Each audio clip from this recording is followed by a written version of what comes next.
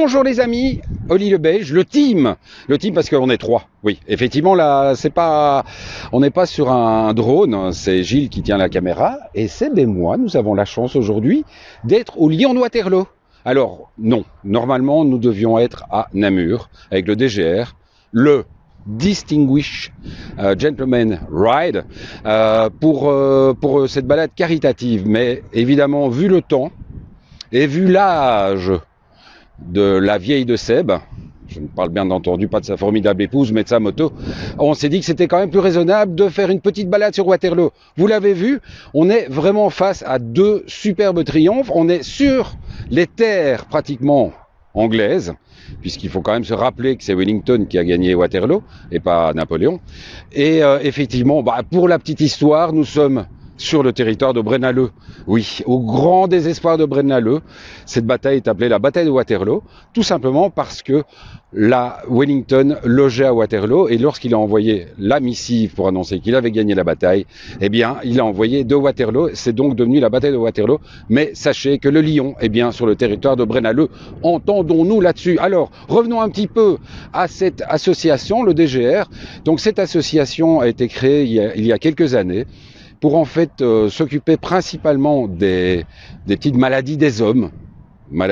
Donc les problèmes de prostate, de cancer des testicules, et également les maladies mentales de l'homme. J'en avais parlé hier, on sait que les hommes sont fous, ça c'est sûr, mais ils ont effectivement, il faut savoir que 4 personnes sur 5 qui se suicident sont des hommes.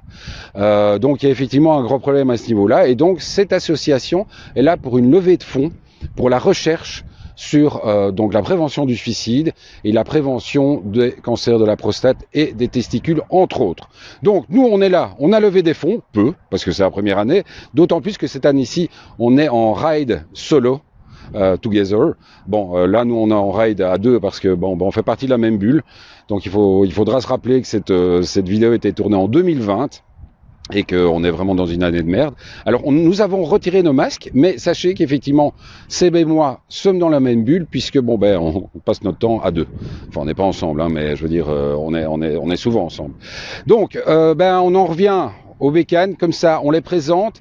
Moi, j'ai la chance, grâce à Triumph Benelux, de rouler en Speed Twin. Elle est vraiment très très très sympa, j'espère pouvoir vraiment en profiter, et de toute façon demain je vous présenterai un essai complet, enfin demain je ferai un essai complet de la moto, et puis ça va sortir à un moment donné sur YouTube. Alors on a également la chance d'avoir comme partenaire pour la journée Laser, qui nous a prêté tous des casques vintage. Donc vous voyez celui que j'ai sur la Speed Twin, et les deux autres que nous avons la chance de recevoir. Regardez, ça c'est du vrai casque vintage avec du cuir à l'intérieur. Et Seb aussi a ce superbe casque vintage avec, quand même, tu peux le montrer Seb derrière, la recherche avec le Since 1919, avec les petites coulées de peinture vraiment qui font vraiment vintage. Bon, malgré que ce soit un casque tout neuf. Alors, première présentation de la Speed Twin. Maintenant, Seb va nous faire la présentation de cette superbe Triumph T120. Non, une 3TA, mon cher. Une 3TA. Et moi, clairement, je suis pas trop calé pour les vieilles. Je le reconnais. Force est de reconnaître que j'ai suivi. Donc, il faut savoir qu'elle développe moins de 20 chevaux. Mais qu'est-ce qu'elles sont l'essence? Enfin, vous allez me dire, tant mieux. Une Triumph qui ne sent pas l'essence, qui pisse un peu l'huile, c'est qu'elle est en panne. Donc, voilà. On se retrouve tout de suite pour la présentation de Seb. Bisous les michetous. Bonjour les amis, le Seb, donc pour le team Oli le Belge. Je vous retrouve en cette journée de la Distinguished Gentleman Ride, donc pour la participation au financement de la recherche contre les maladies des hommes, en compagnie de ma fidèle Triumph 3TA. Alors, fidèle Triumph 3TA, pourquoi une ancienne, me direz-vous? Eh bien, le but justement de la DGR, c'est de permettre aux hommes de rouler avec soit des motos anciennes, comme celle-ci qui date de 1967, ou des motos plus modernes, mais typées néo-rétro, vintage, ou carrément un petit peu customisées, telles des bobbers. Alors, ma fidèle Triumph 3TA de 1967, elle fait partie d'un lot de machines qui a été acheté à l'époque par l'armée néerlandaise. Donc elle n'est plus du tout dans sa livrée militaire, comme vous pouvez le constater, elle a été civilisée il y a quelques années. Alors qu'est-ce qu'on trouve dans cette moto? Eh bien nous trouvons un vertical twin de 350 cm3, alimenté par un carburateur à mâle. Et l'air est filtré par ce filtre à air type camembert. Alors effectivement, elle n'est pas très puissante, elle développe environ 18 chevaux et demi, ce qui pour l'époque en 1967 n'était quand même pas, je dirais, hors du commun, mais n'était pas trop peu puissant compte tenu des circonstances de l'époque. Par contre, dans la circulation actuelle, vous vous rendez compte que c'est un petit peu limite, et donc le maître mot à l'utilisation d'une machine de cet âge-là est l'anticipation. L'anticipation à tout point de vue. Tant pour l'accélération, parce qu'il faut le temps malgré tout que les chevaux arrivent, mais également pour le freinage, parce qu'on s'appuie sur deux malheureux petits tambours. Un dans la roue avant, un dans la roue arrière, tous deux équipés d'une simple came. Donc, anticiper, anticiper, anticiper. Je vous disais que cette machine a été restaurée il y a quelques années et elle a été un petit peu modernisée. Eu égard aux suspensions arrière qui sont du fabricant Hagon, donc on a déjà un confort de suspension et une réactivité supérieure à ce qui se faisait à l'époque. L'intérieur du moteur a été revu et corrigé lui aussi, puisqu'il y a été monté des pistons haute compression de provenance australienne. Donc tout ça pour avoir peut-être un petit peu plus de puissance. Maintenant, je dirais que 18 chevaux et demi d'origine, on n'a certainement pas gagné grand-chose. Ce qui a été modifié et qui est très intéressant aussi pour la fiabilité, c'est qu'il y a été posé un allumage électronique. Donc on a beaucoup moins de difficultés de mise en route tant à froid qu'à chaud et une régularité d'allumage nettement supérieure. Donc voilà un petit peu pour le tour du propriétaire de cette petite machine, au demeurant fort sympathique, qui nous permet de profiter de la pratique de la moto à un autre rythme que ce qu'on fait avec nos machines modernes. Une machine anglaise de ces époques-là, ça s'appréhende, ça se dorlote, ça se comprend, ça s'écoute. Il faut vraiment en prendre soin et elle vous le rend bien.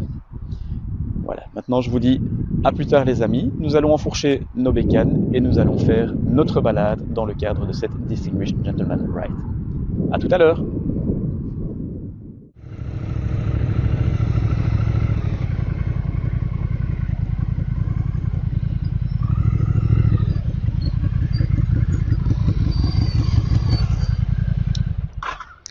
Oui, je vous avais promis de vous faire l'une ou l'autre histoire. Donc, comme vous le voyez, hein, on n'est toujours pas en vrai motard. Hein. Vous le voyez bien par rapport à notre habillement, on n'est pas vraiment en vrai motard. Alors là se trouve une superbe charrette avec 2 chevaux. C'est un nouveau, parce qu'il y avait dans les années 70-80 je vais dire quelqu'un d'extrêmement intelligent. C'était un pensionné, amoureux de l'histoire de la bataille de Waterloo, qui avait proposé de balader les touristes dans sa petite calèche. Alors le seul arrangement qu'il y avait entre eux, c'était qu'ils ne devaient pas se faire payer. Donc il ne pouvait pas demander aux touristes de se faire payer. Il avait une petite calèche, 4 places, et il habitait en fait vraiment dans les maisons qu'il y avait ici avant, qui ont été rasées depuis. Et pendant toute sa vie, il a baladé les touristes, toujours d'une manière très honnête. Et en fait, on s'est rendu compte à la fin de sa vie, quand il est décédé, on a retrouvé chez lui un puits dans lequel rouillaient des boulets de canon. On s'est dit, mais pourquoi? Et en fait, on a appris par après qu'en fait, très intelligemment, il avait tenu sa parole de ne jamais se faire payer, mais il transportait toujours des vieux boulets rouillés dans sa calèche. Et lorsque les touristes demandaient, mais qu'est-ce que c'est? Il disait, mais ce sont des boulets que j'ai trouvés sur le champ de bataille de Waterloo. Et les gens étaient épatés, ils voulaient racheter ça à prix d'or, et lui les offrait. Et il avait évidemment des pourboires hallucinants parce que les touristes se disaient mais c'est un vrai boulet du champ de bataille de Waterloo. Et c'était un vrai boulet du champ de bataille de Waterloo puisqu'il était rouillé sur place. Et donc il a fait toute sa vie, il a terminé en tant que pensionné extrêmement riche parce qu'il réussissait à donner ses boulets. Voilà, donc là, effectivement, c'est un nouveau qui est en train de se fumer une petite clope avec ses 2 chevaux et lui, soyez certains que vous n'allez peut-être jamais retrouver les boulets. Alors cette petite histoire, je vous la raconte, on est juste à côté, on vient de nous faire remarquer, ils ont tout à fait raison, n'oubliez pas, amis motards, que l'on ne peut pas aller sur le site du Lion de Waterloo avec les motos. Donc une fois que vous arrivez à cette superbe barrière, étonnamment, ceci n'est pas une cible, c'est un panneau qui empêche de passer. Donc, les gars, respectez, pensez à l'image des motards, et garez-vous de l'autre côté de la barrière. On se retrouve pour la suite. Ciao les michtou.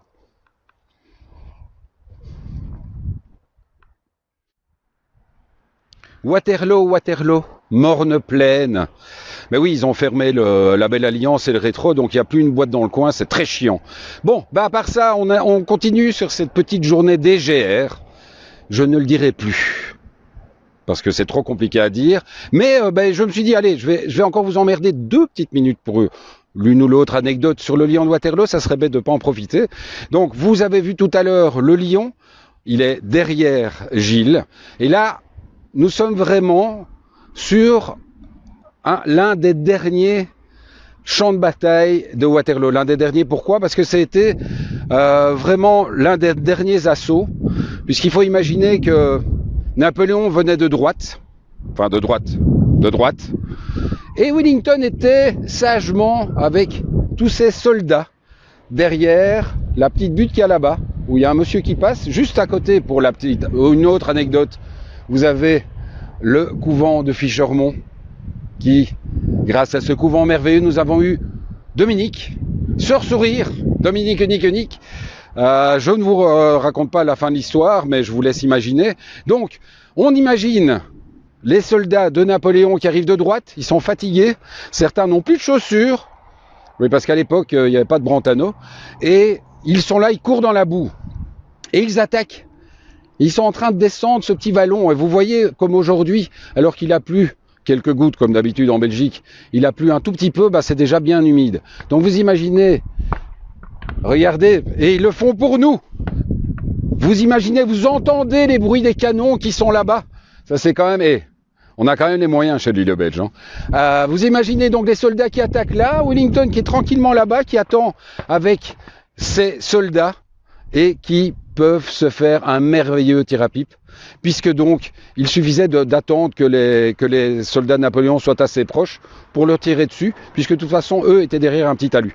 Donc voilà un petit peu une des signatures de la défaite de Napoléon, c'est ce superbe terrain marécageux et bien pentu qui, à mon avis, participait vraiment à la fin de Napoléon. Il faut savoir que Napoléon, une autre petite histoire, nous ne sommes pas tellement de Wavre, pas tellement loin de Wavre, et il y avait toute une partie de ces soldats qui étaient aussi retranchés à Wavre et qui étaient censés suivre le bruit des canons pour retrouver le champ de bataille de Waterloo. Et étonnamment, peut-être la musique est un peu trop forte ou un truc comme ça, ils sont arrivés le 19 juin.